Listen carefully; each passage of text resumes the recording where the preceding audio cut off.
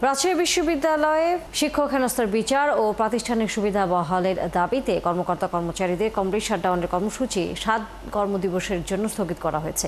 দুপুরে এক প্রেস ব্রিফিংয়ে এ তথ্য জানিয়েছেন অফিসার্স অ্যাসোসিয়েশনের ভারপ্রাপ্ত সভাপতি।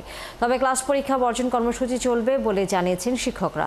এদিকে আন্দোলনের নামে মীমাংসিত একটি বিষয়কে সামনে রেখে রাকসু নির্বাচন বানচালের চেষ্টা হচ্ছে বলে অভিযোগ করেছেন ছাত্র শিবির। মেহেদী হাসানের তোলা ছবিতে রাশিদুল হক রুশুর প্রতিবেদন। বুধবার রাজশাহী বিশ্ববিদ্যালয়ে শিক্ষক হেনস্থার বিচার ও প্রাতিষ্ঠানিক সুবিধা বহালের দাবিতে কর্মকর্তা কর্মচারীদের কমপ্লিট শাটডাউন কর্মসূচি গড়ায় চতুর্থ দিনে। এদিনও কর্মকর্তা কর্মচারীরা দপ্তরে না গিয়ে বসেন শহীদ বুদ্ধিজীবী চত্বরের লিচুতলায়। পরে নিজেদের মধ্যে বৈঠকে বসেন আন্দোলনরত কর্মকর্তা কর্মচারী, সহায়ক কর্মচারী ও পরিবহন কর্মচারীরা।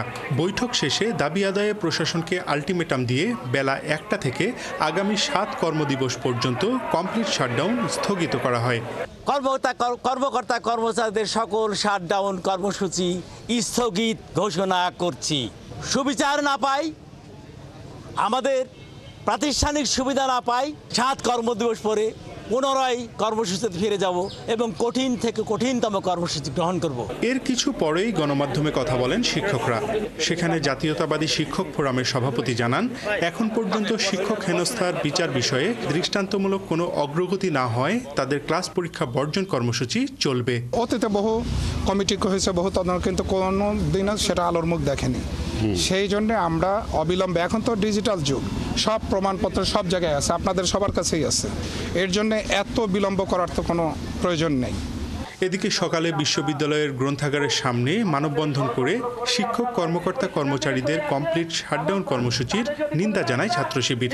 সংগঠনটির নেতারা জানান, এই কর্মসূচি রাকসু বানচালের অপচেষ্টা মাত্র।